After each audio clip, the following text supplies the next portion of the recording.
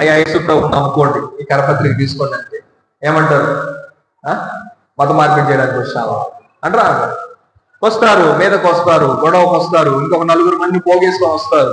ఏదో మేము వీరులో అనుకుంటారో ఓటుగాళ్ళం అనుకుంటారో తెలియదు కానీ మొత్తం అంతా ఒక 5-6 మందిని పోగేసుకుంటారు. ఎక్కువ అంటే ఒక ఊరందరూ వ్యతిరేకమైపోతారు. ఒక్కరిని చూసి అందరూ వ్యతిరేకమైపోతారు. ఆ బలహీనుడి మీద పడతారు. అతను చేసిన తప్పేంటి? సువార్త కరపత్రిక నీకు మంచి జరుగుతుంది దీని వలన, ఇది చదవడం వల్ల నీకు మంచి జరుగుతుంది, నేను చెప్పిన మాట వినడం వల్ల నువ్వు రక్షించబడతావు అని ఒక కరపత్రిక మనం ఇచ్చినప్పుడు వాడు తిరిగి మన మీద కొట్టడానికి, మనం దాడి చేయడానికి వస్తున్నాడంటే అసలు ఏం జరిగింది? మనం తప్పు చేశామా? లేదు కదా. మనం తాగమని చెప్పలేదు, తిరగమని చెప్పలేదు, ఎగరమని చెప్పలేదు కదా. ఒక మంచి మాటను చెప్పినప్పుడు ఆ మంచి మాటను స్వీకరించలేని మనస్తత్వము ఉన్నప్పుడు దాన్ని ఏమంటారు? దాన్ని ఇక్కడ చూడండి, జీవా बाद में कर ले क्या करना बैठ जा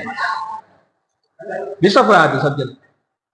కాబట్టి ప్రియులారా, దేవుని వాక్యం ఏం సెలవిస్తుందంటే, తండ్రి మీరు ఏమి చేయించున్నారో మీరు ఎరుగరు గనక క్షమించు.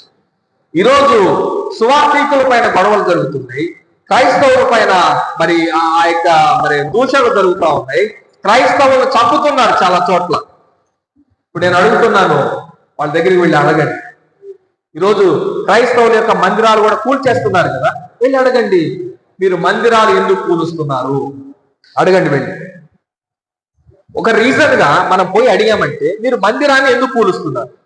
ఒక రీజన్ గా పోయి అడిగితే మీరు ఎదుటి వాడిని, ఒక స్వార్థ కరపత్రిక పట్టుకొని వచ్చిన వాడిని మీరు ఎందుకు దూషిస్తున్నారు? వెళ్ళి అడగండి.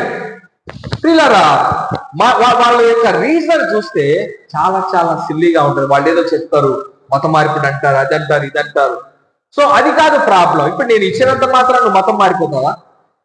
మారిపోవు కదా. నీ ఇచ్చినంత మాత్రం నువ్వు మతం మారిపోవు. మరి దానికెందుకు నీకు అంత భయం? ఒక కరపత్రికను చూస్తే భయపడుతున్నావు, ఒక మాట చెబితే తిరగమల్లి మాట్లాడుతున్నావు, దూషణలకు దిగుతున్నావు, కొట్లాటలకు దిగుతున్నావు. ఇలా నువ్వు దిగినప్పుడు దీనికి ఉన్న రీజన్ ఏంటో నాకు చెప్పు. నువ్వు ఎందుకు నా మీద దూషణకు వచ్చావు? నువ్వు ఎందుకు చర్చలు కూలగొడుతున్నావు? నువ్వు ఎందుకు సువార్థికుల పైన ప్యానీళ్లు వేస్తున్నావు? నువ్వు ఎందుకు సువార్థికులను కొట్టడానికి వస్తున్నావు? నువ్వు ఎందుకు సువార్థికులను చంపేస్తున్నావు అని వెళ్ళి అడగండి. సమాధానం ఏమొస్తుందో తెలుసా? తెలీదు. ఏమొస్తుంది? తెలీదు. మాకు తెలీదు. మేము ఎందుకు